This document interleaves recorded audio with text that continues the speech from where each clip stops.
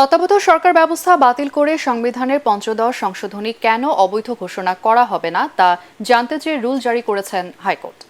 এক রিটের প্রাথমিক শুনানি শেষে বিচারপতি নাইমা হায়দার এবং বিচারপতি শশাঙ্ক শেখর সরকারের দ্বৈত বেঞ্চ এই রুল দেন। আদেশে আগামী 4 সপ্তাহের মধ্যে বিবাদীদের রুলের জবাব দিতে বলা হয়েছে। আরও জানাচ্ছেন হুমায়ুন চিশতি।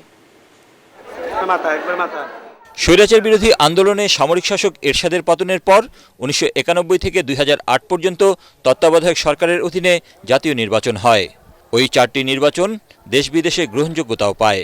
আওয়ামী লীগ নেতৃত্বাধীন মহাজোট ক্ষমতায় আসার পর উচ্চ আদালতের এক রায়ে তত্ত্বাবধায়ক সরকারের বিধান বাতিল করা হয়। আনা হয় সংবিধানের পঞ্চদশ সংশোধনী। ওই সংশোধনীর মাধ্যমে পরিবর্তন আনা হয় সংবিধানের কিছু মৌলিক কাঠামোতেও। সোমবার পঞ্চদশ সংশোধনী বাতিল চেয়ে করা রিটের শুনানি হয় উচ্চ আদালতে। রিটের প্রাথমিক শুনানি শেষে 8 সপ্তাহের রুল জারি করে হাইকোর্ট। হাইকোর্টের অবকাশকালীন ছুটির পর রিটের চূড়ান্ত নিষ্পত্তি হবে বলে আশা করছেন আইনজীবীরা।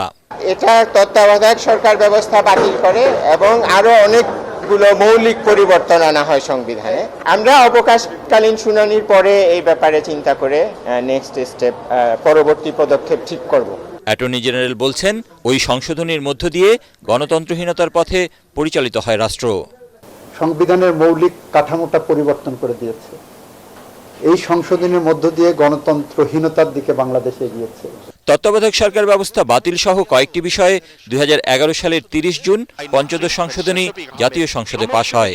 সংশোধনীতে সংসদের মেয়াদ শেষ হওয়ার আগের 90 দিনের মধ্যে এবং সংসদ বহাল রেখে দলীয় সরকারের অধীনে জাতীয় নির্বাচন অনুষ্ঠানের বিধান করা হয়।